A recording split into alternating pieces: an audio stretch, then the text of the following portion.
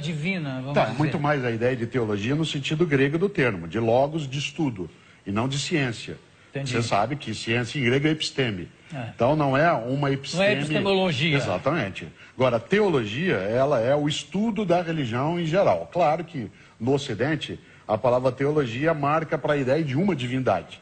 Mas você tem teologia no mundo que é politeísta, como, por exemplo, o mundo hinduísta.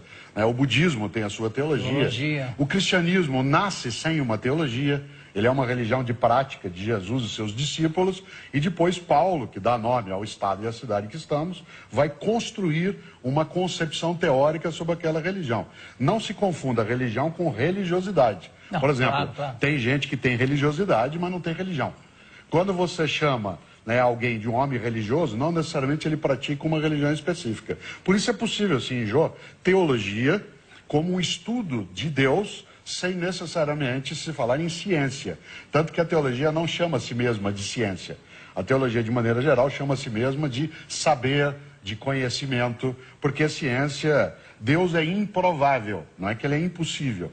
Ele é improvável, no sentido que você não pode provar, fazer um experimento, pedir para que ele ilumine. E repetir aquele... Exatamente. Inclusive a gente brinca, às vezes, na minha área, em ciência da religião, que quando você está falando com Deus, você está na área de teologia. Quando você acha que ele responde diretamente, é psiquiatria. Né?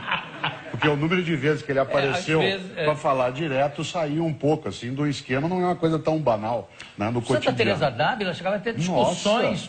Teresa d'Ávila, ela foi uma espanhola, uma mulher inacreditável, quem tem cada texto dela com uma eroticidade, não é com a pornografia, uma eroticidade inacreditável. Sim, Teresa d'Ávila e João da Cruz. São Juan de la Cruz? Isso. Teresa d'Ávila, inclusive, chegava a apresentar, né, o que se chama de estigma, que ela marcava no corpo pela expressão de amor que ela dizia ter pela religião. Então é um texto muito bonito. Tem uma frase de Santa Teresa d'Ávila que diz... Ela estava lá, sei lá, numa situação muito complicada para atravessar um rio, o burro empacava, sei lá, e que ela começa a reclamar e ela escuta Deus que diz assim: Teresa, mas então você não sabe como eu trato os meus amigos? Né? E ela responde: por isso é que você tem tão pouco. Realmente. Você vê que, além de tudo, era uma espanhola com humor, né? O que ajuda bastante. Agora, desculpa eu estar voltando... Né? Imagina. Porque você é uma pessoa tão fascinante em qualquer assunto. Obrigado. Mas eu queria voltar um pouco ao negócio da teologia e de Paulo criando regras e leis para uma igreja que, na realidade, Jesus queria que fosse Pedro, né? Quer dizer, era muito mais...